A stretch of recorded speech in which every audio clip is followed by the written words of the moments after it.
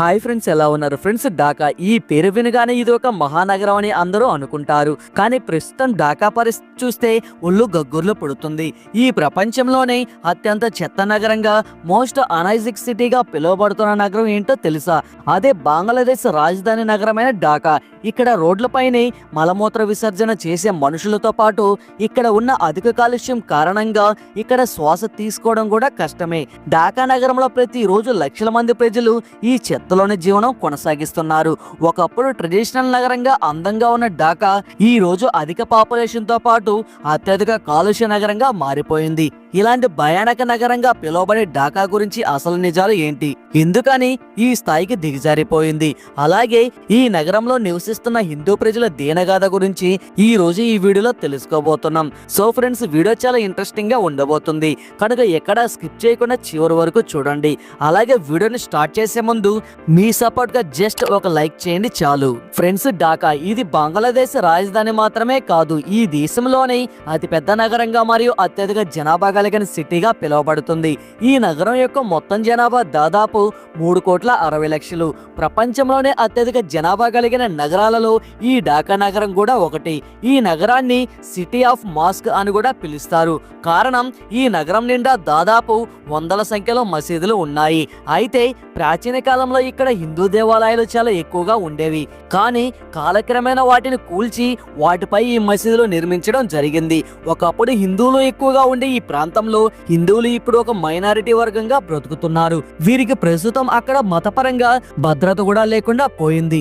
మనం కొన్ని రోజులుగా చూస్తూనే ఉన్నాం. ప్రస్తుతం అక్కడ హిందువుల పరిస్థితి ఎలా ఉందో. ప్రతిరోజు వారంతా భయంగా గడుపుతున్నారు. భౌగోళికంగా చూస్తే ఈ ఢాకా నగరం ఊరిగంగా నది ఒడ్డున స్థాపించబడింది. ఒకప్పుడు ఈ నది ఢాకా నగరానికి ఒక ప్రాణవాయువు లాంటిది. ఆ రోజుల్లో ఢాకా అంటే ప్రపంచవ్యాప్తంగా గుర్తింపు ఉన్న ట్రేడ్ హబ్.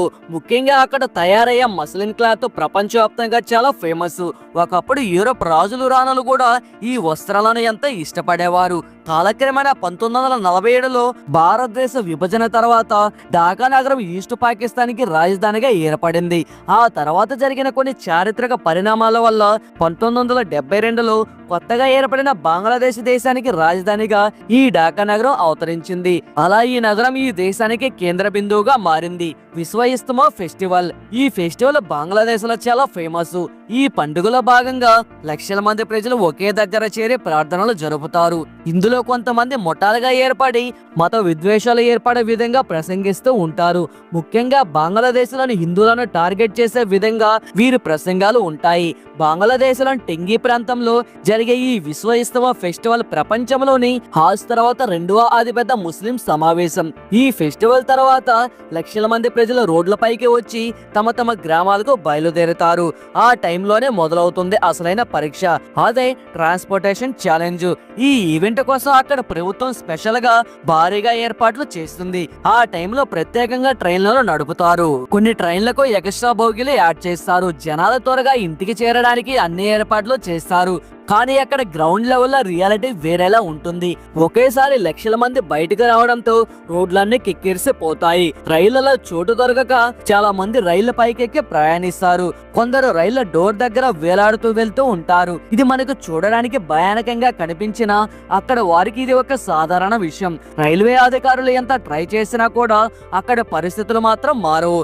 ఎందుకంటే లక్షల మంది ప్రజలు ఒకేసారి బయలుదేరితే ఎవరు మాత్రం ఏం చేయగలరో చెప్పండి. ప్రపంచం చాలా చోట్ల మతపరమైన సమావేశాలు జరుగుతాయి. కానీ బంగ్లాదేశ్ లో జరిగే విశ్వ ఇస్తమా ఫెస్టివల్ లో కనిపించే ఈ ట్రైన్ దృశ్యాలు మాత్రం మనకు మరెక్కడా కనిపించవు. ఇక ఈ ఢాకా నగరంలో ఉన్న బస్సులను చూస్తే మీరు ఖచ్చితంగా షాక్ కి గురవ్వాల్సిందే. ఒక బస్సు కూడా సరిగ్గా ఉండదు. ప్రతి బస్సు రంగుపోయి గీతలతో మన తాతల కాలం నాటివిలా ఉంటాయి. ఇంకా వీరు రోడ్లపై సేఫ్ డిస్టెన్స్ అనేది మెయింటైన్ చేయరు. ఒక బస్సుకి మరో బస్సు ఢీ కొట్టడం అనేది ఇక్కడ సర్వసాధారణమైన విషయం. ఇంకా ఈ బస్సులకు డోర్ అనేది ఉండదు. ఎవరు ఎప్పుడు దిగుతారు, ఎప్పుడు ఎక్కుతారు ఎవరికి తెలియదు. ఢాకా గురించిన వారు ఇంట్రెస్టింగ్ విషయం ఏంటి అంటే ఈ నగరంలో 150 ఏళ్ల చరిత్ర ఉన్న ఒక తెలుగు కమ్యూనిటీ కూడా ఉంది. వీరు అక్కడ ఎంతో ఫేమస్ అయిన ఢాకా తల్లిని పూజిస్తూ మన సంస్కృతి సాంప్రదాయాలను ఇప్పటికీ పాటిస్తున్నారు. చాలా మందికి ఢాకా అంటే మొఘల్స్ తర్వాత ఏర్పడిన నగరంగా కనిపిస్తుంది. కానీ 9వ శతాబ్దం నుంచే ఈ నగరానికి చాలా బలమైన చరిత్ర ఉంది.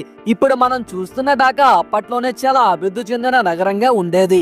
అప్పట్లో ఈ ప్రాంతం బౌద్ధుల హిందువుల ఆధీనంలో ఉండేది. ఇక ఢాకాలోని కాలుష్యం గురించి ఎంత తక్కువగా మాట్లాడుకుంటే అంత మంచిది. ప్రపంచంలోని అత్యంత కాలుష్య నగరాలలో ఈ ఢాకా మొదటి వరుసలో ఉంటుంది. ఈ గాలిని పీల్చడం వల్ల ఇక్కడ ప్రజల ఆయుష్ సగటున 7 సంవత్సరాలు తగ్గుతుంది అని ఒక సర్వేలో తేలింది. అంటే పరిస్థితి ఎంత దారుణంగా ఉందో మీరే అర్థం చేసుకోండి. ఇక ఇక్కడ నీటి పరిస్థితి కూడా అంతే. ఇక్కడ నదులలో ప్రతిరోజు దాదాపు 500 టన్నుల చెత్తను విడిచిపెడుతున్నారు. ఈ కలుషిత నీరు తాగటం వల్ల ప్రజల రోగాల బారిన పడిన సందర్భాలు తరచూ జరిగే ఒక సాధారణ ప్రక్రియ.